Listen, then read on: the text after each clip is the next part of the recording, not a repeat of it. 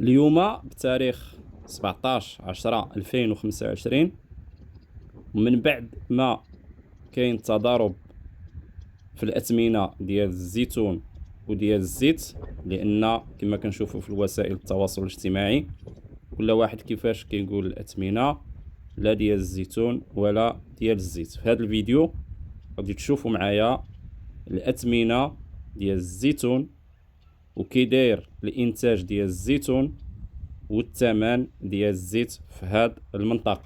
ما تنساوناش بإعجاب، بارطاج، وخليو لنا تعليق اللي عنده أي تساؤل. كيف ما قلت لكم اليوم بتاريخ الجمعة 17/10/2025، وهذا الفيديو اللي كتشوفوا الخيرات ديال مولانا تبارك الله ديال الزيتون في المناطق الشرقية، وبالضبط هذا الفيديو اللي كتشوفوا دابا من مدينة جرسيف.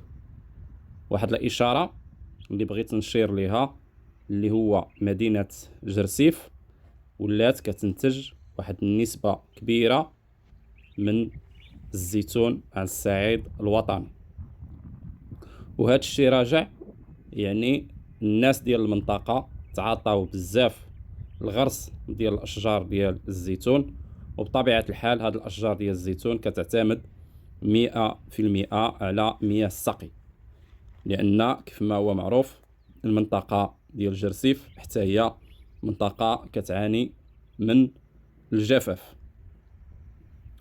الأثمنة ما محدوداش، الأثمنة كنمشيو عند الناس والضيعات الفلاحية، كل واحد بشحال كيبيع وكل واحد داير الثمن ديالو. غير هو الأثمنة كتلقى كتختلف ما بين درهم وجوج دراهم على حساب السلعة. سولنا الفلاحة علاش هذا الاختلاف في الأثمنة على حساب السلعة. كيف ما قلنا في الفيديو الأول وفي الفيديو الثاني، يعني كيرجع على حساب الكاليتي ديال الزيتون ماشي ديال الزيت، لأن الأغلبية وكيف ما قلنا في الفيديوهات السابقة الأغلبية ديال الناس ديال هذه المنطقة الزيتون كيمشي للشركات ديال التصبير ديال الزيتون. هادشي علاش كتختلف الأثمنة. واحد النسبة قليلة اللي هي كتمشي للمطحنة، والأغلبية ديال الزيتون اللي كيمشي للمطحنة كيكون معزول من داك الزيتون اللي مشى للمعمل. هادشي علاش كاين واحد الاختلاف في الأثمنة.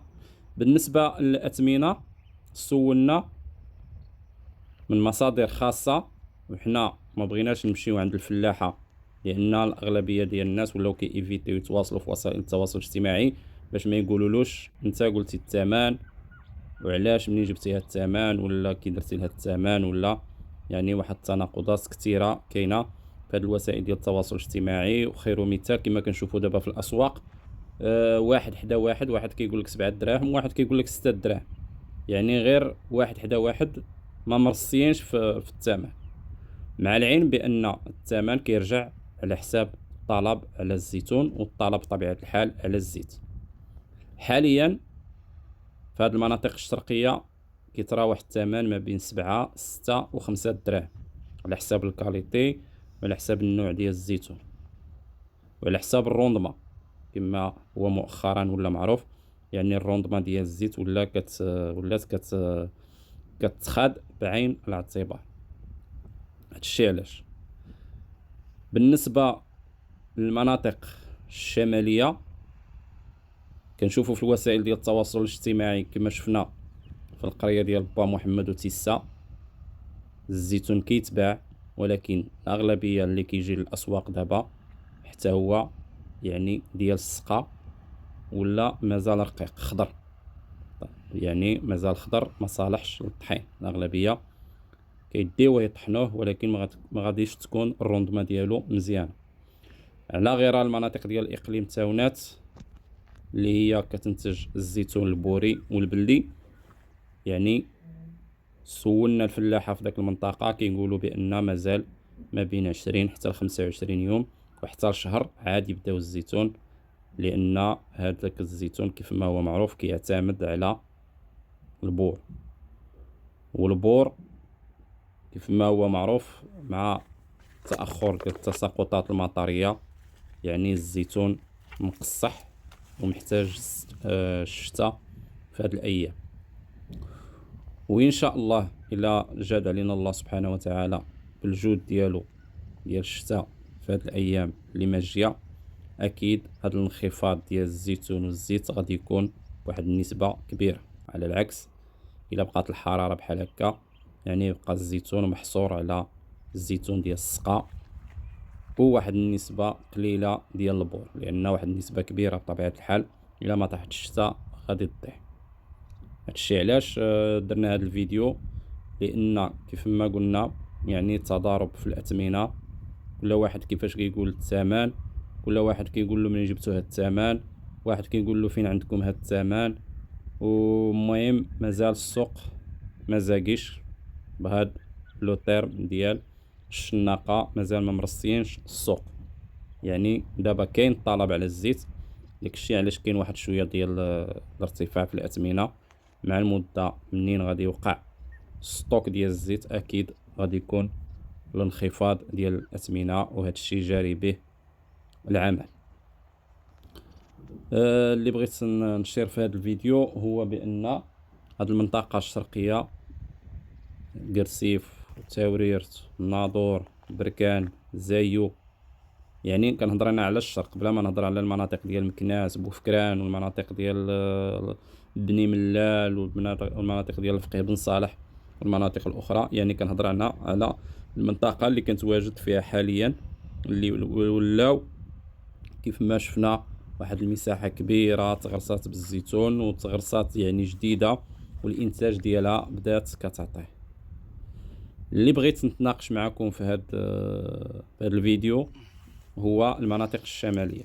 المناطق الشماليه يعني مازال الانتاج ديالها يعني متوسط، ومازال كتعتمد 100% على البور، ومازال كذلك كتعتمد على الفلاحه البدائيه. يعني ما كاينش تجديد ديال الشجر، ما كاينش الاعتماد على مواد تقنيه في الفلاحه، وما كاينش وهذا الشيء كما قلنا في مجموعه من الفيديوهات راجع لعده اسباب، اللي هي قلنا الهجره، الناس ما هاد الشباب ديال دابا ما بقاش باغي يخدم، والمشكل ديال الجفاف، وزيد حتى الامكانيات الماديه ديال الفلاحه ديال المناطق ديال الاقليم تاونات، يعني ما عندهمش الامكانيات باش يحفروا بير، باش يديروا التنقيط، باش حتى هما يسايروا هاد الفلاحه العصريه.